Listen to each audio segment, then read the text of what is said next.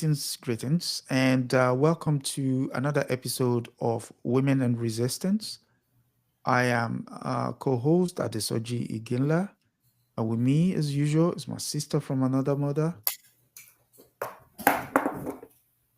Sister Ayayi Fubara Eneli Esquire.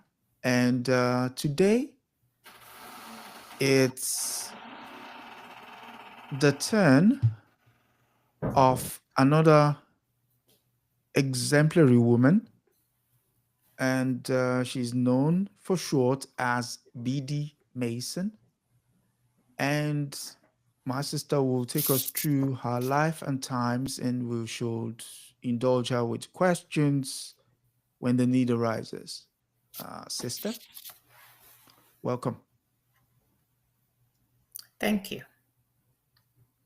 Yes, Biddy Mason. We know that she was born in August of 1818. Wow. Could you tell us what her earlier years were like?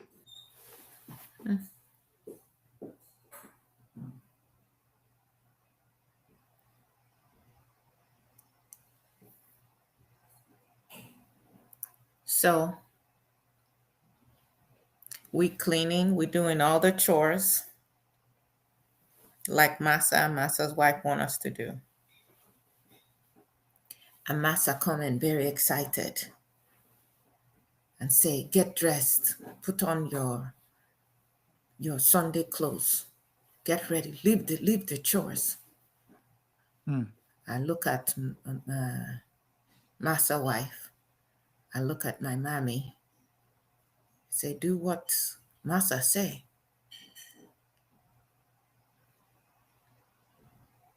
Me, I was happy to not have the chores for that time. I got dressed. Even Masa wife came and was trying to fix me up somehow. Said they have a surprise for me. I was passing the garden. I saw this flower. I just put the flower on the side of my hair, over my ear. And then in the distance, there's these wagons coming. Hmm. And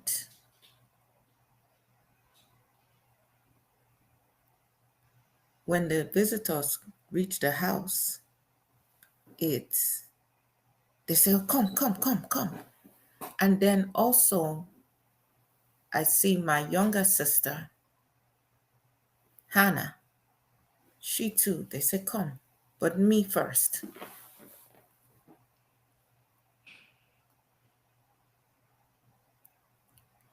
And then Masa give me as a gift, a wedding gift.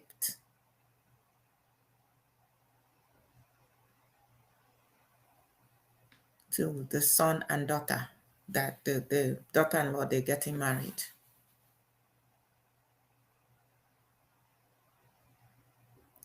And before I can say goodbye to my people,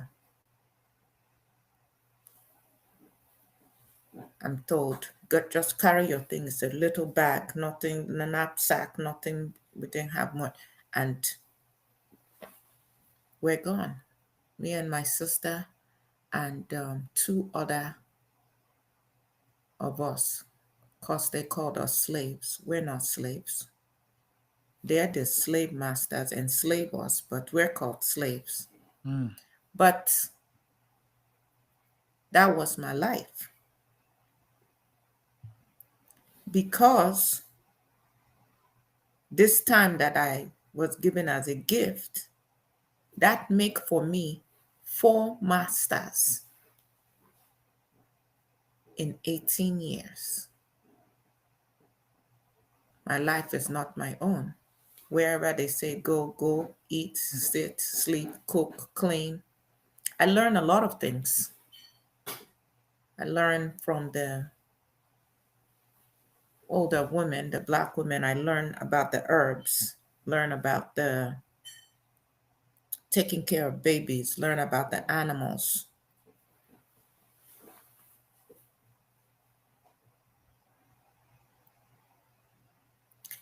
My new master's name, Robert Smith. And they get involved in this Mormon church. They get so involved in the church. Um, they call them the Mississippi Saints. And when the leader of the Mormon church was killed, Mm. they said, okay, that place is not safe anymore for them. And so a whole number of the families decide they're going. Brigham Young, some of you may know Brigham Young University. Brigham Young, the new leader, said, everybody go to Utah. They're going to set up their own place in Utah. Still today, Mormons everywhere own Utah.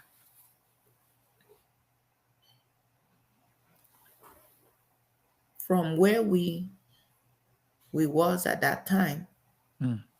to go to Utah, I didn't calculate myself. What I heard, 1,700 miles. So think about this. It's wagons for the wives and the children, and sometimes the masters on horses. They mostly took slaves strong enough. And most of us, we walk behind the wagons with the goats and the sheep. 1,700 miles.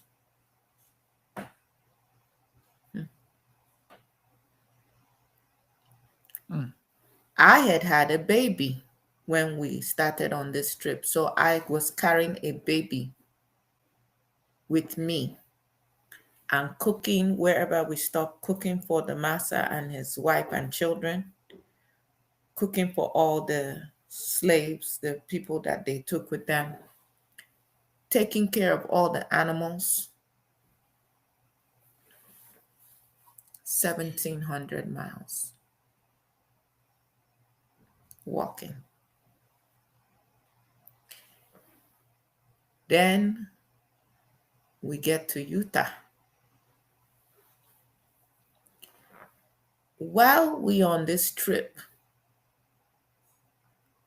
Massa having his way with any of us, with his wife, with me, and with my sister Hannah.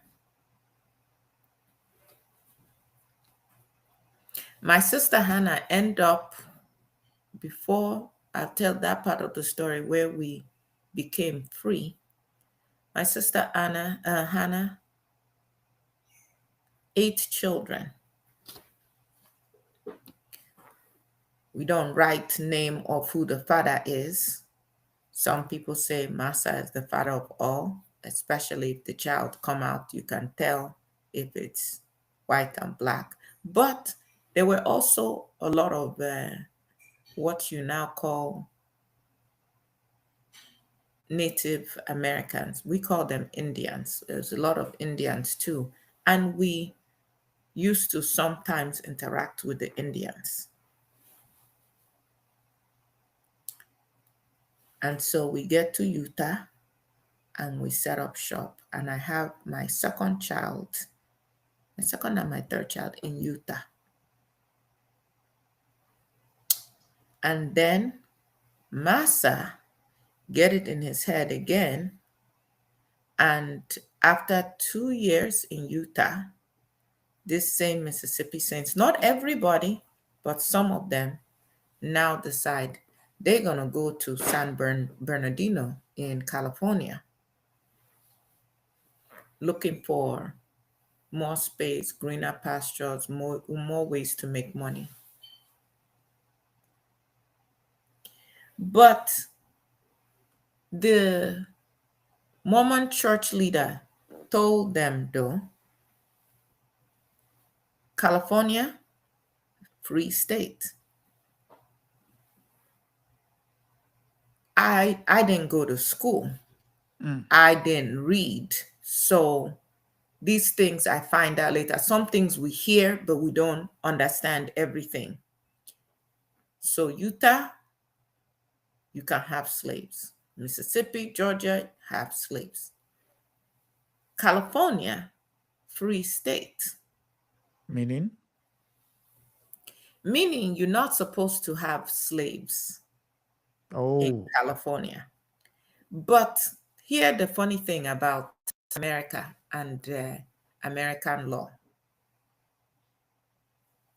In California, like everywhere else in the country, Mm. a Black person, a slave, cannot go to the court and testify against a white person. Even though your So if rights you be. can't testify, even if the laws say you are free, who's gonna talk for you in the court to tell your story that Mm. you're not free? Interesting. So one hand say Black people are free, and many free Black people in San Bernardino when we went. Even as we're going from Utah to California, we're meeting Black people who are free. And they're saying, you don't have to be a slave. But all I know is to be a slave. Where Mm. do I go to be free? Where, who, how? So we went with Massa and his children. So Massa has 6 children with his wife. Me, I have 3. Hannah, 8. Hannah's daughter, Anne, 1. With whom? The records don't say whom, so I can't answer that question. But my daughter, Ellen, had 3 daughters. My daughter, Ellen, she was fair-skinned. So while we are in Utah, now we're in California. Now, while we're in California, still doing all the work, bringing in money for the massa, taking care of the animals, taking care of any of massa's wife, the children, any of the slaves have children. I'm the midwife for everybody. Massa get paid for me to be midwife for other people. And but we in California, we Black people, when we have free time, we're Mm. also going and having times with the free Black people. So we're mixing as we do our chores, we're mixing as we go to the market, we're Yeah. hearing from them. And my daughter, Ellen, she and the Owens family boy, they become close. And the Owens boy wants to marry my daughter, Ellen. Okay. And the Owens family, they are free Black. Okay. And so things was getting a little uncomfortable for Massa. And not my Massa anymore, but that's what we call him at the time. And he get a notion to move from California Mm-hmm. and move to Texas. It's quite a Why? trek. Why Texas? Because Texas is slave state. Oh, okay. Massa is getting concerned because some people not happy about him having slaves. So when I tell my new friends, the Owens family, they had a business. They used to deliver things to, like, the army, to the military. They had a Okay. delivery business, very successful. So when I tell them we're going to be leaving soon, they said, go to where?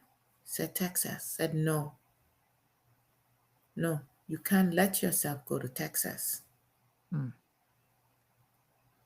Texas is a slave state. So they're explaining, you are free, but how am I going to be free?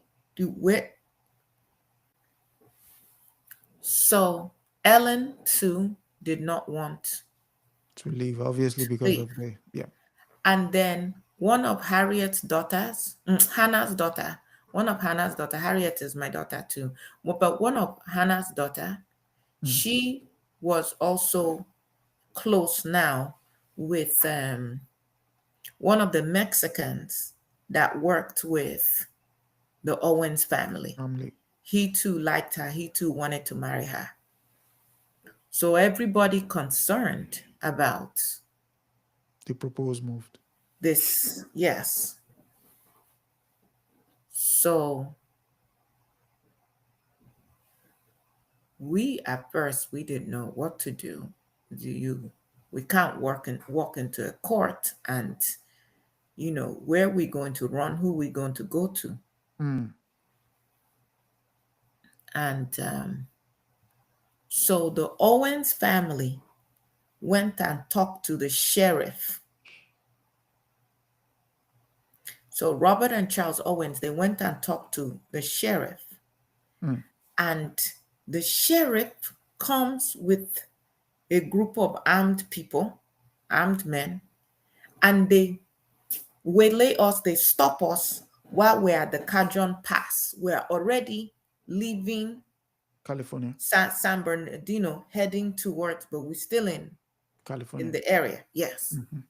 And they just come and intercept.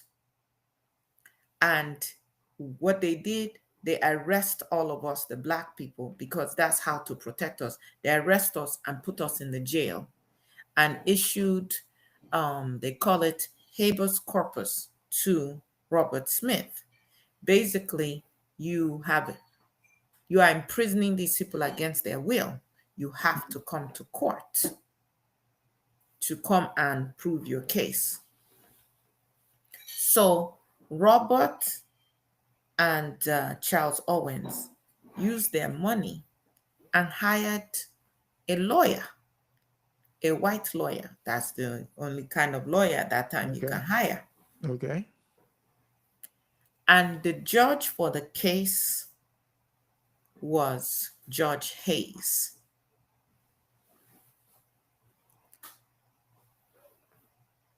But before we can now go to trial, Mm-hmm. Robert Smith Yeah. now pays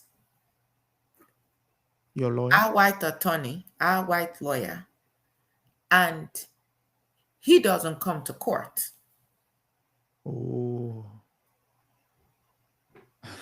So if the white lawyer does not come and does not tell our story, You can't represent yourselves in court. but then Robert Smith also did not come to court because in case there's a ruling against him. So he didn't come to court either. Mm. So this Judge Hayes made a decision. Which is. He decided he gonna talk to us in his chamber, not in the court. He gonna listen to our story. Mm. That is a thing that these judges did not do. So the judge talked to us, and we tell our story. And we tell how Master Robert telling us we must go to Texas, that we have no choice, but did not tell us that Texas is a slave state. Which is why he wanted to move there. So after the judge listened to us, they put us back in the prison. And the judge was thinking about the case, for 3 days. And the governor of California says, don't be a fool. Give the black people, give those slaves back to their master. Don't be a fool. Despite the fact that the state was a free state? Well, because even though black people were free, black people were not equal. Some people still want to see us only as slaves. And the governor and other people advising the judge said, if you free them, many white people are not going to like you. You make life very difficult for yourself. So Judge Hayes thought about it 3 days. 3 days we are sitting. We're already in the prison for some time before the case came. Yes. Now we're sitting, waiting to find out, will we be free? Will we be slaves? Ellen fretting because she's in love. She wants to stay and marry the Owens boy. Me, I was 38. I was tired of someone else always having control over me. I had used my eyes, my 2 eyes, to see free black people. They come and go, they marry, they do how they want, they work, they save their own money. I too wanted that. But how to get that? When we find out that the money that the Owens family already paid for the lawyer gave back because Robert Smith paid him more money not to come. Everything looked like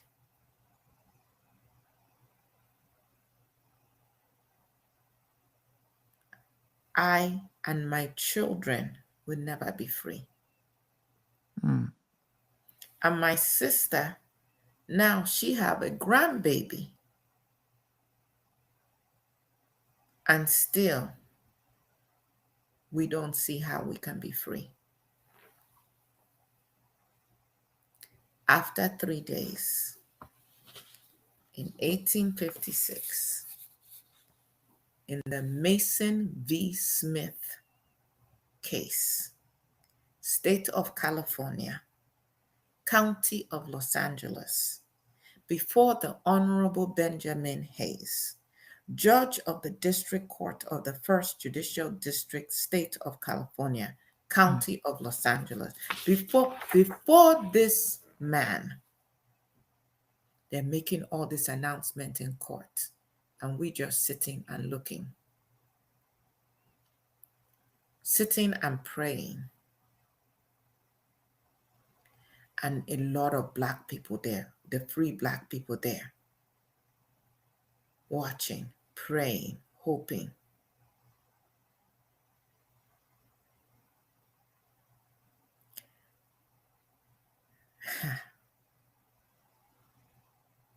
And then they start to say, in the matter of Hannah and her children, Anne, and Mary, child of Anne, Lawrence, Nathaniel, Jane, Charles, Marlon, Martha, and an infant boy, 2 weeks old. This man gonna have us on the road from California to Texas, and Hannah just had a baby. Yeah. He said, and of Biddy and her children, Ellen, Anne, and Harriet, on petition for habeas corpus.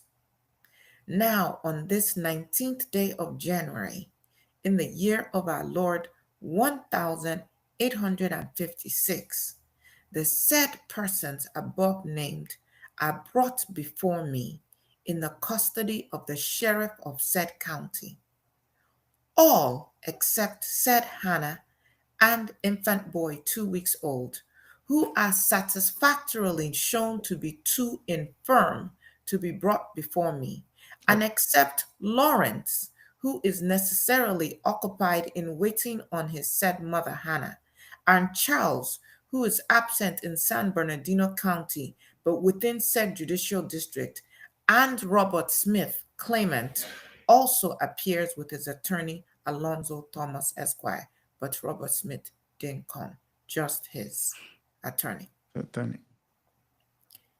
And the judge, he keeps talking all of these things, naming all the ages of the children of all of us.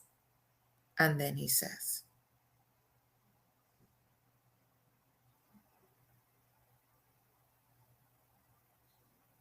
that all of us have resided with the said Robert Smith for more than 4 years, which is our time in California. And since some time in the year of our Lord 1851 in the state of California, and it is there and is further appearing that the said Robert Smith left and removed from the state of Mississippi more than 8 years ago with the intention of not returning thereto, but of establishing himself as a resident in Utah Territory, and more than 4 years ago left and removed from said Utah Territory with the intention of residing and establishing himself in the state of California, and has so resided in said last mentioned state since some time in the year of our Lord 1851. And we're just listening. We're listening. We're looking at the free Black people who read, who are literate, and we're looking at their faces for them to give a sign with all the words that are being used. We understand some, we don't understand all of the legal words. Are we free or are we not? And we're sitting there, heart beating, the little children holding themselves, we're holding them, afraid. Can you imagine? As a mother, the hopes and dreams of my children, Ellen looking back at the Owens boy praying, holding his eyes shut, praying. And then the judge said, and it further appearing by satisfactory proof to the judge here that all the said persons of color are entitled to their freedom and are free. Ho! Free. Okay. We catch ourselves. We catch ourselves. We're waiting. The judge look at us. We're waiting. We better act good because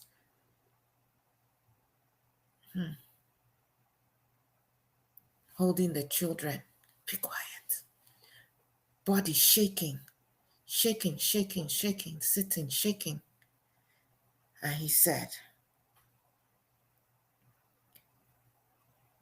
that all of the said persons of color are entitled to their freedom and are free and cannot be held in slavery or involuntary servitude. It is therefore argued that they are entitled to their freedom and are free forever.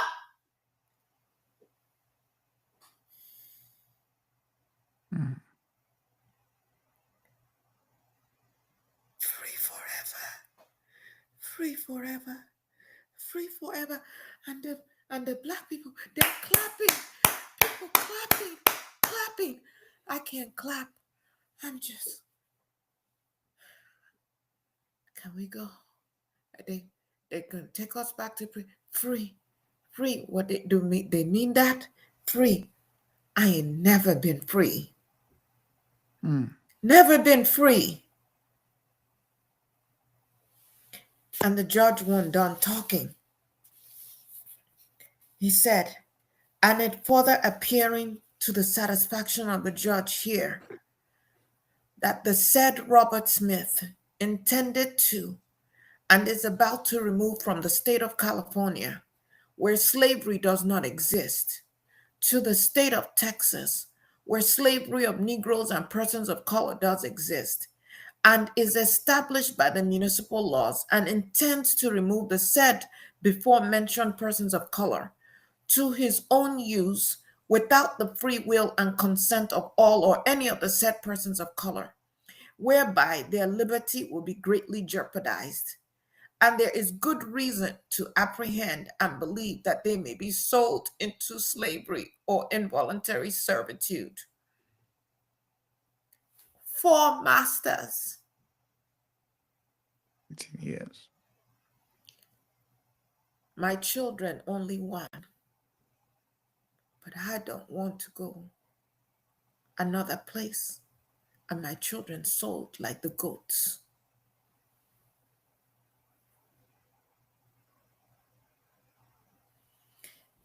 And he said, it further appearing that none of the said persons of color can read and write and are almost entirely ignorant of the laws of the state of California, as well as of the state of Texas, and of their rights that the said Robert Smith, from his past relations to them as members of his family, we want no family. We were his slaves, does possess and exercise over them an undue influence in respect to the matter of their said removal, insofar that they have been in duress and not in possession and exercise of their free will, so as to give a binding consent to any engagement or arrangement with them. And the judge set us free, said he wanted to see Hannah and the child brought to him when they get stronger. And he said, it is further ordered and adjudged that all costs accrued in the case can up to the present date and in executing the present order of the judge here as to the production of said Hannah and a said infant 2 weeks old, and all of the aforesaid shall be paid by the said Robert Smith, given under my hand as judge of the First Judicial District Court of the state of California on the 19th day of January, AD 1856, at the city of Los Angeles. Benjamin Hayes, District Judge. Can you imagine the merriment? And the Owens family, they say, you come and stay with us. We were not homeless for one day. They said, you come and stay. All of us. How many people I count? Me, my 3 children, my sister, 8 children, plus her grandchild, the child of Anne. All of us, they say, come and stay with us. And we had a big feast. The Owens family and other free Black people, happy for us. And the Black people that they can read, they can write, they acting it out. They acting like the judge. They acting it out. And we play back, free forever, free forever, free forever.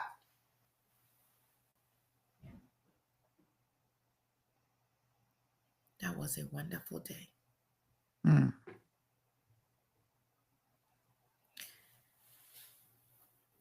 And I gather up my cloth and everything, and I said, time to live free,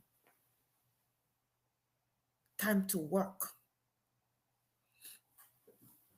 And one day, on the road where the buggy passed, the buggy is going with the wagon, and a baby fall out, little boy. The horse almost going to crush him, Trample. Yeah. and I just ran and grabbed the baby.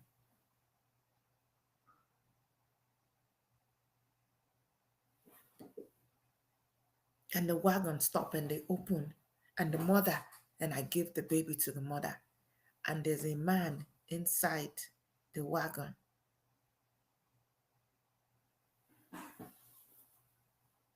The man is George Benjamin Hayes. Mm.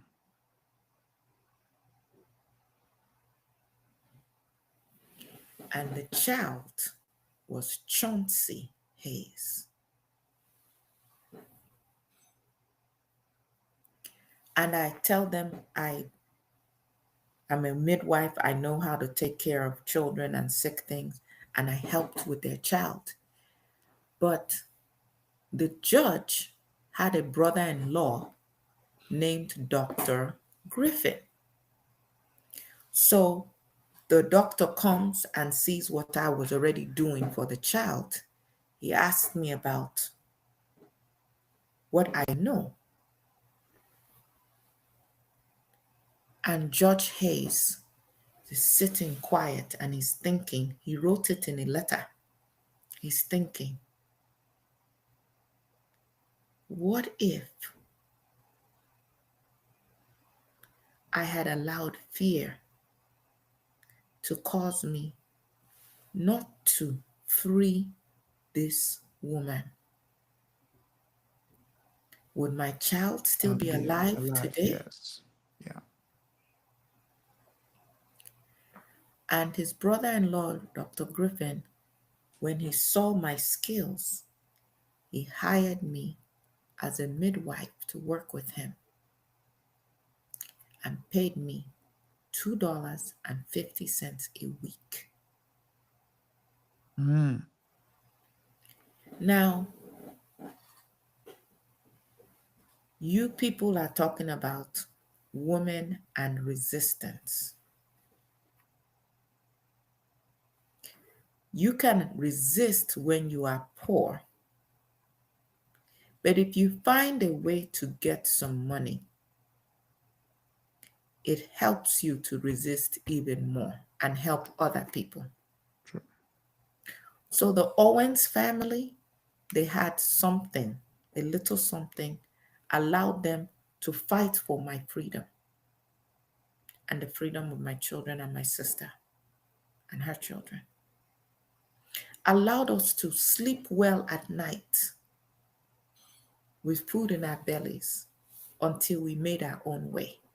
Mm. And Ellen and the Owens boy, they got married.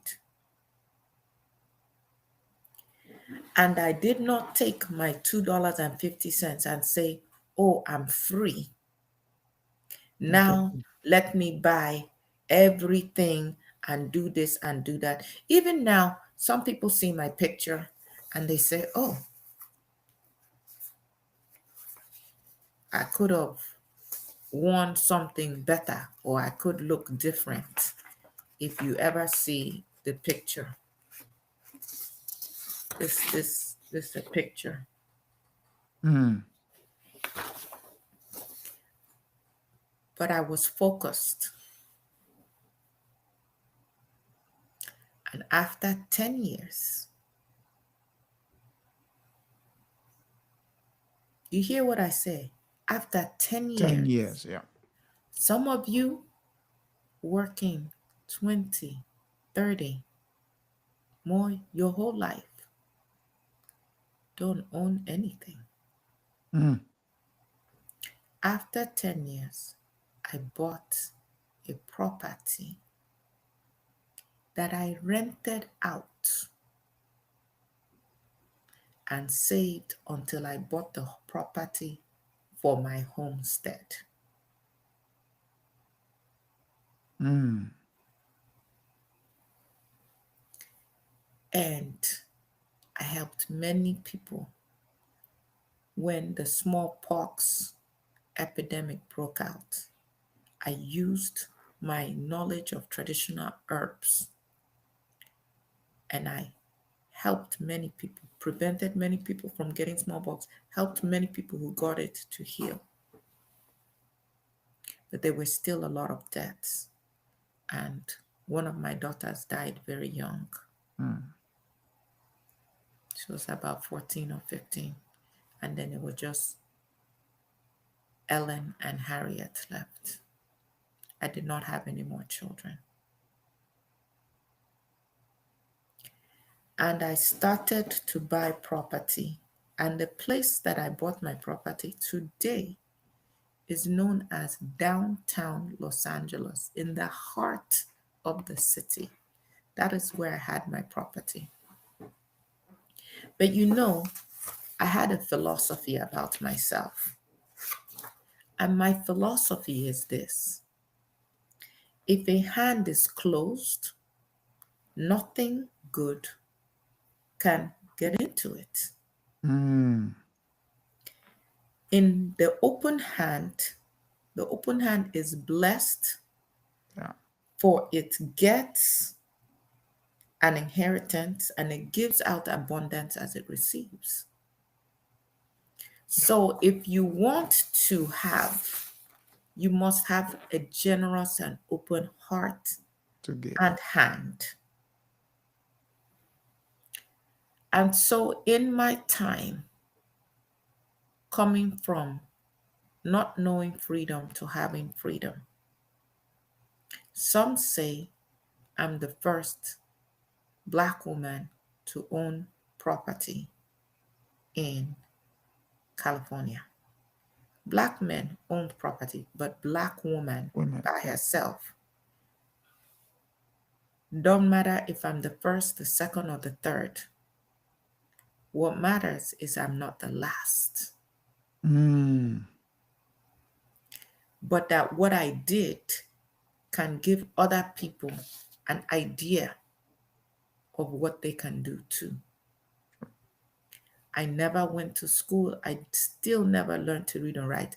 On all my contract for buying property, everything I did, I Mm. signed my name with an X. I depended on the Owens boy who's now married to my daughter, Mm-hmm. who knew how to read and write, to make sure that what they told me was on there That is they, what was yeah. on there. Because Mm-hmm. that's also how they would cheat us. True.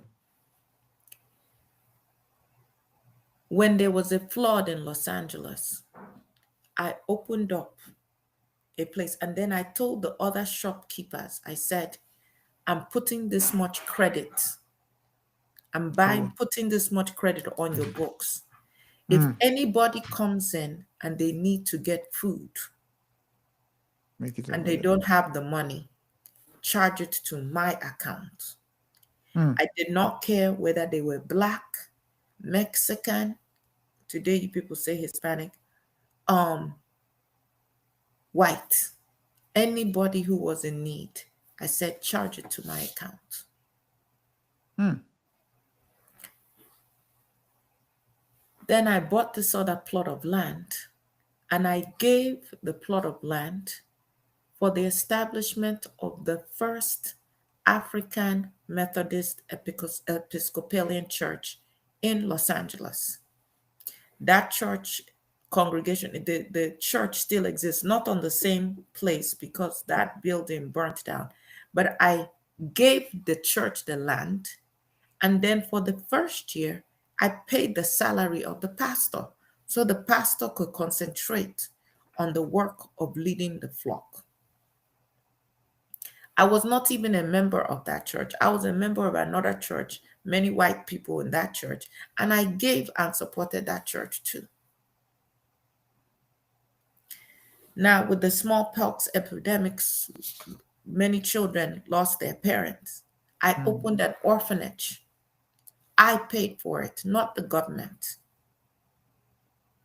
And then I opened the first school for Black children because I knew the importance of getting an education. We need our own lawyers, our own judges, our own doctors, our own people to read and know and be free in every way. Mm.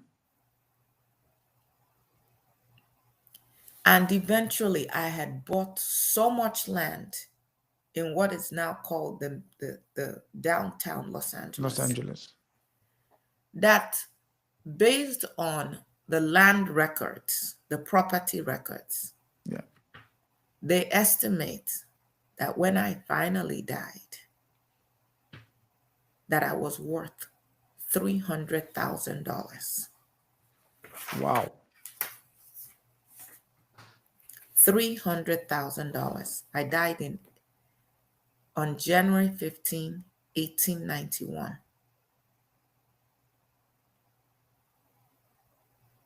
Mm. Some people called me Aunt Biddy. Some people called me Grandma Biddy.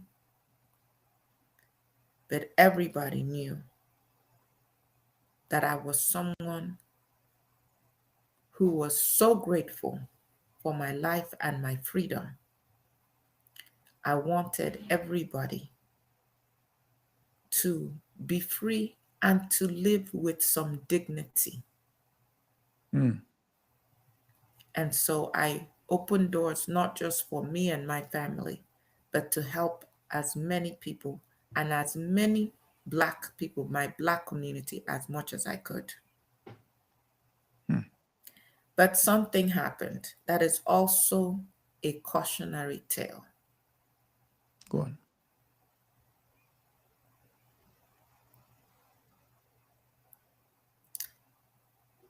Some say that the reason why, when I was buried with all the property and money I had, the reason I did not have a headstone was because my family was now fighting over my property.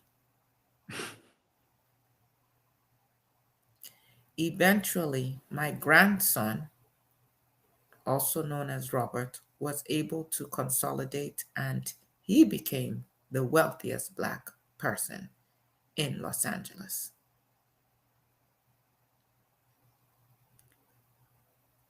But then, when the Great Depression hit, Mm. my family lost all that I had built up. Wow. And for a very long time, nobody talked about me. In fact, 97 years, it took 97 years before I was, in their words, rediscovered. Covered.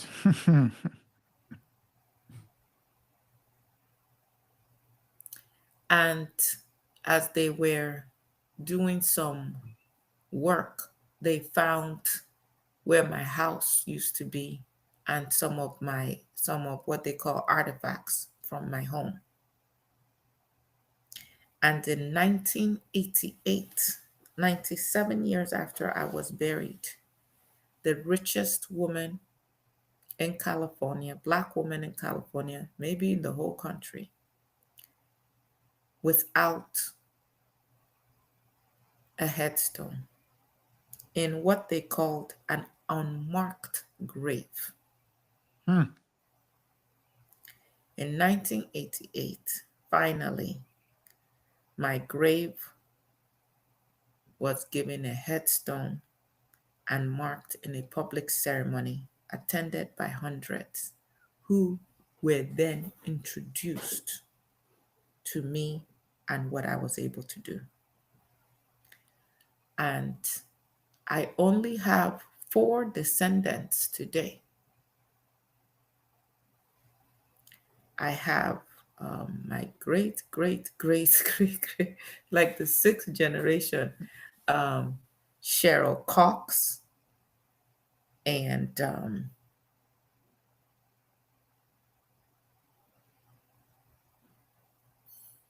I also have um, one of them also has 2 children, so just four left from my lineage.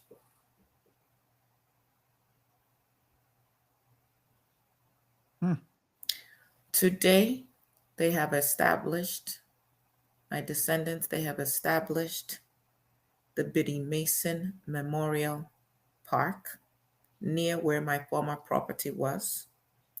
And now the city of Los Angeles has declared November 16th the Biddy Mason Day. My full name was actually Bridget and then Biddy Mason. And the Mason, when I was freed, I didn't have a last name. So the Mason came from a name of someone that I had heard of when I was in Utah. And that is where I added Mason to my name so that Hmm. I would have a last name like other people as well. Hmm. I donated food and shelter to poor people. I founded and supported a daycare, a nursery. I worked with, like I said, those abandoned children.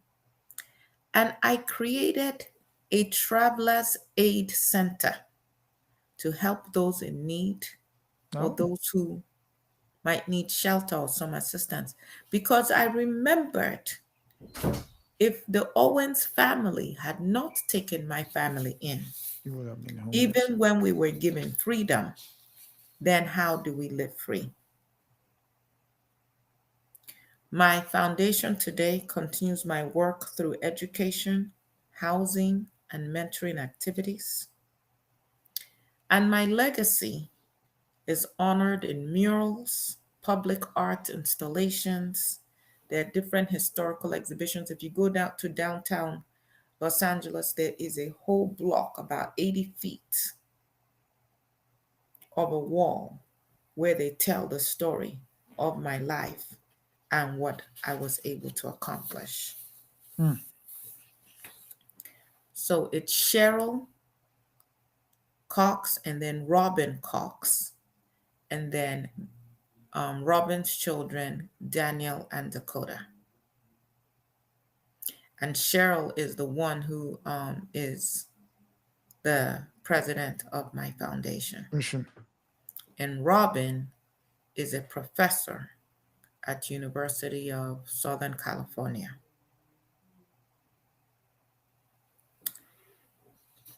As we talk about resistance, I don't know if you have any particular question for me. What I would tell all of you is you must learn to be useful to yourself and others. The skills I acquired, even under the brutality of slavery, paved the way for me to become somebody of stature and means when I finally attained my freedom. Hmm. So, whatever you can learn to do, whatever skill you can acquire, slave or free, no one can take that skill away from you. Correct.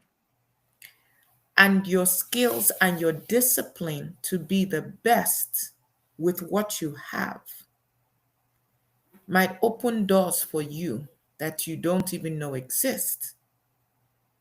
It was those skills and even the hardship, the physical exertion Hmm. of walking 1,700 miles while tending all of this, that gave me the ability to quickly see that child in trouble and reach and get that child before there was an issue. True. Yeah. But that act of kindness now got me to the attention of the great Dr. Robert Griffin. And because I got to work with him and he now started to pay me, that also opened the way Mm, for me to set up my family in a very different way. And this is one of the murals that they have up. And the woman right here, that is mm, me working with Dr. Griffin. And that man, which is it's not something to be proud of just because it was a white man who said it, but because of the times. He considered me a medical peer because there were things I knew and understood about medicine and healing that he did not learn in his books. mm. So I learned from him, but he learned from me, and he had respect for me. The other thing I would say is you cannot be free by yourself. If you are living well and you decide to just put your nose in the air and not care about other people, you cannot be free by yourself. And you don't know when situations will turn. That you would need somebody else. And so I used to go and visit people in the prisons and take food to them because I know what it is to be locked up for whatever reason. We were locked up for our protection. But I always gave. I always believed that the hand that gives is open to receive Receive. abundance. Yeah. I will stop there. Yeah. Quick question.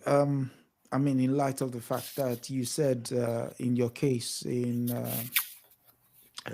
Mason versus Smith that a black person could not testify against a white man.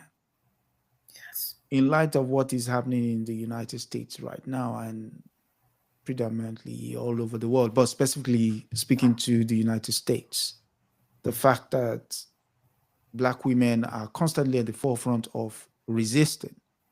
Mhm. What would you say to them in regards to the use of their voice, position, and community in offering that resistance in specific times like this?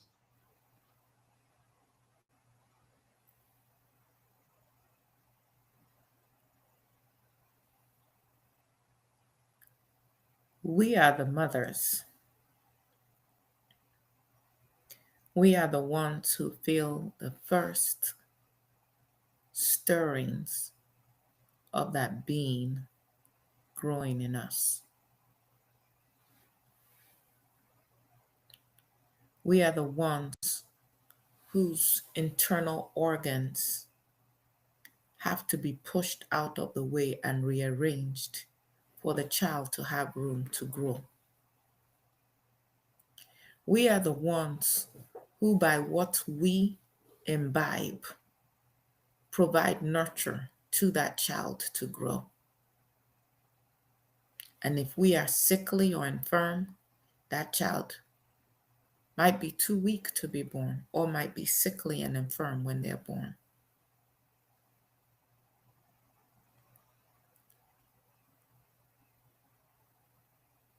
So, if we do all of this and feel all of these experiences for the 40 weeks it takes for a child to become of the age where they can now live outside of the mother's body, is it possible that we stop feeling their heartbeat? Is it possible that having been connected via the umbilical cord for all that long, that because they are now not within the womb, we feel nothing? So when our community is under attack, I would expect nothing less than for the women to be fighting side by side, and when need be, on their own, as we have sometimes had to fight for our children, for our future, for our community. When a pregnant woman is carrying of when she's carrying child, a woman is pregnant, you see she walks, without even thinking about it, she's putting her hand under her stomach Yeah. as if to support. Your whole body changes to prepare for this child. Is it possible then, because the child is walking on the face of the earth, that your cells completely forget that you are a nurturer, that you are a protector? So I fully expect that in these times, and Black people, since we came to these shores of this country as enslaved people, because we were here before, but since we came as enslaved people, how many years have not been turbulent times? Question. Count it. How many let's tell your people to write an answer. How many years from, if you use the 1619 to 1865, if you give some notion of Freedom. freedom from Perfect. 65 to 77, which is not true because we still had no land, nothing, we were destitute. But let's just, for the sake of argument, but we're still under siege in those 12 years. Yeah. Then from 1877 to 1965, 65. Yeah. Civil Rights Act. Jim Crow. Then we're still fighting for schools to be desegregated, for equality of education, until the 1990s in the state of Texas. Go and watch that movie. That young girl, Kiki Palmer, did a movie that's on Netflix. You people call it Netflix, called Alice. A Black woman and her family who were still enslaved in the 1970s in the United States of America. They were still working as slaves. When did sharecropping end? When did convict leasing end? That's still ongoing, is it? By 1980, Reagan says no more affirmative action. Schools start to change So I say all of that to say, when have we not been under attack? When has it not been turbulent times? We got lulled to sleep, and mostly those who got a little bit and then closed their fists and forgot to keep working hand in hand with those who were still being persecuted at a different level. So we bought houses in fancy places and forgot the projects. But when they come for us, they don't care what is in your bank account. We must work together. So yes, women, Black women, there's no other option than to resist. That's what we've always done.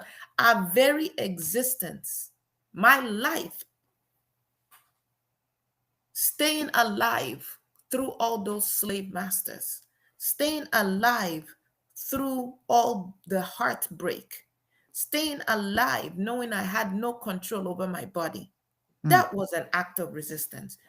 We were not only born to resist, we are born to win.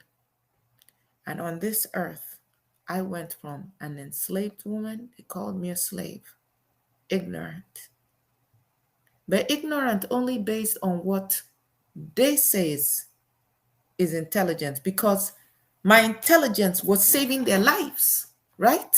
Yep. Ignorant of their ways, maybe. And even then, not so much. I just could not read and write their own things. But from there, I became a winner in every way. But the most important way was that I was a servant to my own people, Mm. not a servant against my will. Yes. Yes. On that very positive note, that is, we are born to win and win we shall. We've come to the end of another episode of Women and Resistance. But before we do go, next week will be the turn of Umbuya Nehanda. The name again is Umbuya Nehanda. Yes, do be prepared for another exciting and informative episode of Women and Resistance. But tonight, we thank Biddy Mason for stopping by. And any final thoughts?